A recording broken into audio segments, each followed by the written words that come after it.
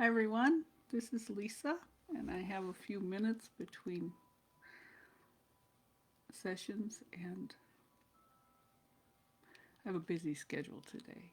But I was wondering, what do you really want?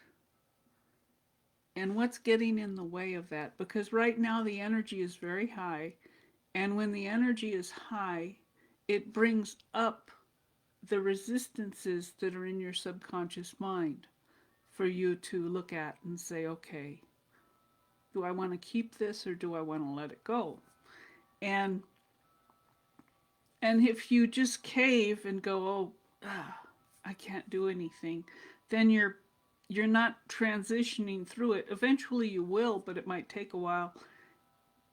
And if you can shift your mind to, okay, this doesn't feel good.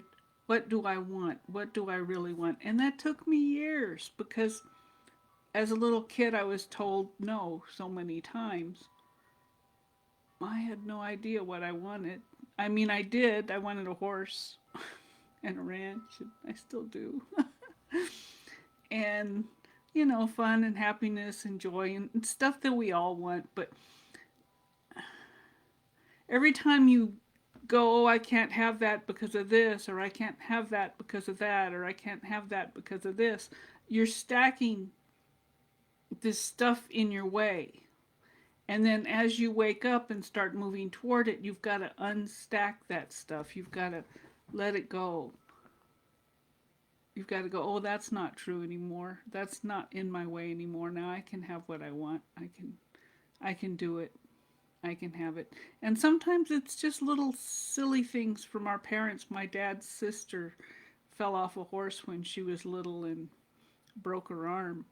And so he absolutely said, no, you can't have a horse. And then he scared me. He projected fear at me. And so I had to clear that fear. It wasn't even mine. And after that, I ended up training horses for a few years and everything, which was really nice. But I always thought, well, I never really got my horse.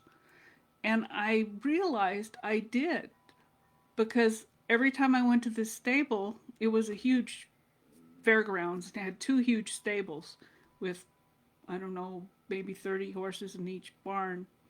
It had a track, a race track, and we had rodeos there all the time. Plus, we had a river. It was next to the Walnut River in Winfield, Kansas, and so I could go out anytime I wanted and go get the horse I preferred because the guy who owned the barn was in his 80s and he liked me. And I could get on Jimmy, he just called him my horse, and I could get on Jimmy and go anywhere I wanted and ride around these huge mode because it was the city's fairgrounds. So it was like a very luxurious place taken care of, never cost me a dime. But I still had logged in my head, I didn't get that, I didn't get that. And when I cleared that and realized I did get it, it didn't manifest the way I thought it would. It didn't manifest with the horse in my yard, but it manifested even better because at the time my mom didn't have the money to pay for a horse and I was only 14 or something. There was no way I could pay for one. And I had all the facilities. I had all the rodeo facilities when there wasn't an event there. I had the tracks. The grass was always mowed. Never cost me a penny. And when I realized, oh, that's how the universe works. Hi, Vanessa. Then it satisfied that part of me that thought I never got that. It it's interesting because there's a lot of times in our life we think we have to have it this certain way, but the universe will bring together all the pieces in a way that works for us. And it was even better when I realized how that manifested. And so if you start looking back at stuff and going, oh, that did manifest for me, and I can still do that if I want to, but the universe did bring that to me in wonderful ways. After that, I trained Arabians. So the first one, Jimmy, was half thoroughbred and half quarter horse. He was really, I had him. I could ride him anywhere with no saddle, no bridle, nothing. I could just jump on him, He was a great horse. So kind of look over your life and think about, what do you really want now at this point in your life? And if stuff comes up for you that says, oh, you can't have that, or kind of look at, did you ever get it? Did it really manifest for you in the best way that the universe could bring it to you? And when that happens, you'll start going into more of a gratitude, and then stuff starts coming to you a lot easier because you're not resistant and you don't have that little kid in you feeling bad.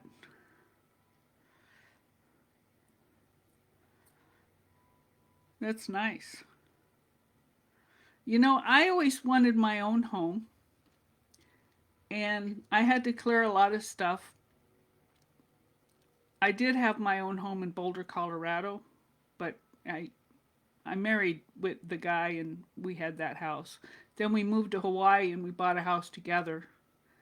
And so I had this big beautiful house in Hawaii with a waterfall pool overlooking the whole Kona coast with marble floors, and it was 3 stories tall and one of the best views on the Big Island. So I did have my own house. But after that, I moved around a lot after the divorce and everything, and I didn't really get my own house where I owned it again, but I got to move around a lot and live in so many beautiful, I mean, I lived in a lot of beautiful estates in Hawaii, and they were all different. And I really appreciated that because every house I've lived in has created me seeing things that I prefer. Like this house I'm in is older. It's got an old shag carpet. I think it's from the 70s. It's like sculpted shag.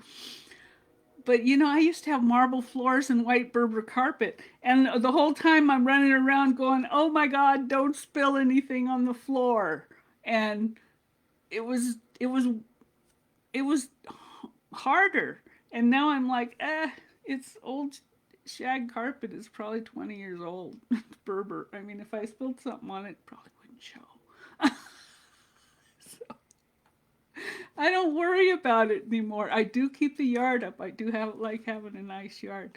I've been Beverly Hill in my yard because I want it to just be beautiful. I'm in Mount Shasta, and we had a little snow this morning. The mountains got snow, and we needed the snow. And so it rained a little bit in town, but it's kind of cold.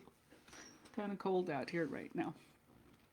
But that's what I wanted to tell you is look at the advantages, because even though I haven't bought another house yet, I like moving around. I've lived all over the world. I like having a variety of experiences. And I did realize that when I owned a house, it took me over a year to sell it. And that frustrated me. So when you're renting, after your initial lease, you usually go on month to month and you can move whenever you want. So it's a lot more freedom. And I always rented houses. If you rented a house in Hawaii that was like lower cost, like in the at the time, this was over 10 years ago, the houses were like, if you paid $1,200 a month for a house, you could get a 2 to 3 bedroom house in an okay neighborhood. Not too great. You could even get one maybe for $1,000 a month. Not too great. But if you, for every $100 a month more you paid, you had $100,000 more value in the house. So if you paid $1,500 or $1,800 a month, the house was worth almost $1 million, right? So so when you're renting, there's no way I could pay $1,500 a month for a house in Hawaii that was worth $600,000. And if I was making payments on that, it'd be a lot more than $1,500 a month. So you have to kind of look at where the market is and what the value is. So I got some really nice houses. And some of them were kind of not so great, but I fixed them up. I mean, they had the basis. One of them had house around the pool. They almost always had a pool. I like pools. And so the house kind of went around the pool, and I had, like, I don't know, maybe 2 or 3 acres in the back, and coffee trees and banana trees. It was just beautiful with floor to ceiling windows and ponds. And yeah, you can get really nice houses if you're open to it. So I've really appreciated that I've gotten to create what I wanted, even if it didn't come through. And I've heard other people talk about that. It doesn't always manifest you think the way you think it's going to, but it always manifests better if you can look back on it and go, "Oh yeah, that's right. I remember that." No, I didn't get lucky. I had to move a lot. In Hawaii, there's what they call snowbirds, and so a lot of them own houses and they'll rent them out for years and then they'll move there. And then so they rent them for a while to get the payments going while they still keep their job and stuff. And then some people rent houses just for the winter, or no, just for the summer, and then in the winter they come in. And but I wasn't lucky. I created it. I looked and I found it. That luck doesn't really exist. It's law of attraction. Law of attraction and intention. And that's what I teach in my classes. My academy, Enlightened Life Academy, should be back up. Bluehost has been having some problems with migrating everything to a new system. So I think it's back up now if you want to check out my classes. But that's what I wanted to tell you all. I have to go. I have a appointment here. So everyone take care and understand that we're all on the path and we're all moving forward, and think about what do you really want. Oh, and put it in there, because I'm going to offer a class to help people get there. But you oh, okay, good. But you have to know what you want. You can't just, and that took me a while. What do you really want? Keep it general at first: happy, joy, fun, health, thriving, and then move it into the specifics when you can. So take care and God bless. Oh, and I'm helping screenwriters. That's one of my main focuses right now. Is I'm doing a summit for screenwriters, producers, directors, and everything, about moving conscious understanding of how the universe works into the film industry, into the, well, it's not film anymore, but into the entertainment industry, so that we can help people understand how everything works. So I'm excited for that.